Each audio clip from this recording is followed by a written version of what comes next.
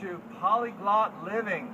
I'm so excited about this new blog that I've started, and I'm a polyglot along with many other people on the web.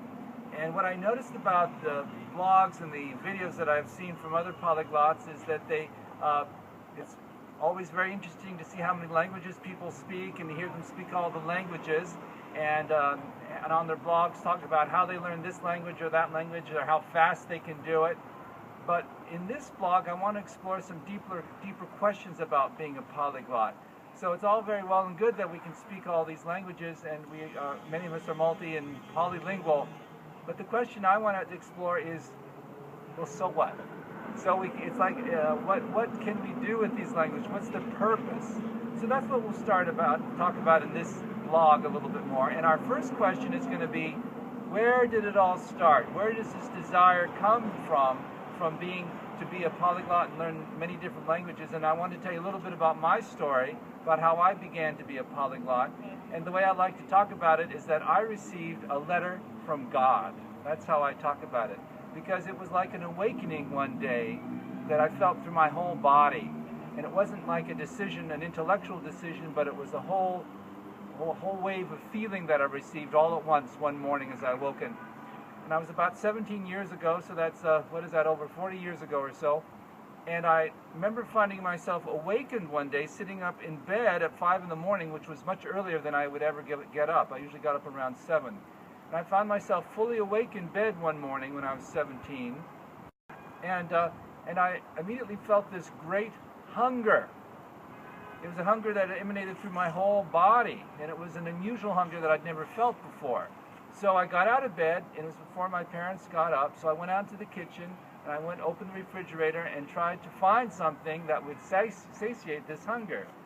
But as I looked through the refrigerator, I saw that there would be nothing that would satiate this immense hunger I was feeling. And as the moments passed, this hunger grew and grew and grew until it almost was intolerable. So, but the paradox was, it wasn't about food, and I couldn't understand what could this possibly mean. I didn't feel sick. As a matter of fact, I felt very much alive, very much awakened, very much just hungry. So it wasn't a sickness, it wasn't a nausea or anything like that. It was quite something, but there was this deep need, or just something need to be filled, like a hole. So the sun was just starting to rise, and I went out and looked out the window from the kitchen, and I saw the sun rising and shining upon my face, and in that moment it was like the sun fully activated me, and the light went on in my head, and what I heard was, you need to learn languages.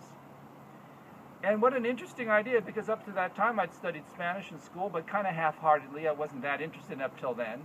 And so it wasn't like I had a deep interest in languages at all, my native English, of course. But all of a sudden I had this deep need, and it was almost like a frenzy at that point. So I ran out of the house, got a little breakfast, ran out of the house, got on the train, went down to school, and my first stop was a bookstore. Remember, would have been, well, 1979, so there were no internets or anything. So I went to the bookstore, and I rushed down to the language section and found a self-teach French book. I'd never studied French before, but that was the language that I was supposed to be learning next. And it was one of the very first self-teach books in French from the 50s, the Berlitz. It starts out with "Qu'est-ce que c'est la boîte," and so on. So I bought that book, and that's how I began my study of French.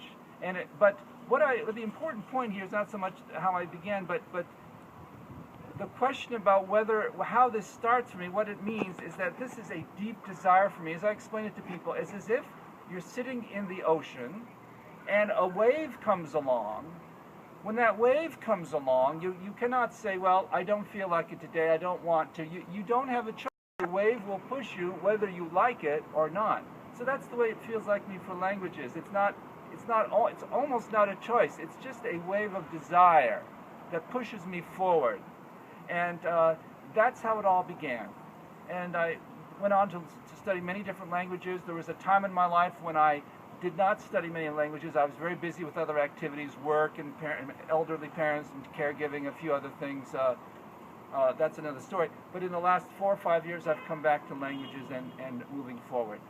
So I would love to hear from many of you of how this began. Where does this desire begin? Where does it come from, this desire for us to learn many different languages? And I'll look forward to hearing from you. So until then, until our next communication, namaste.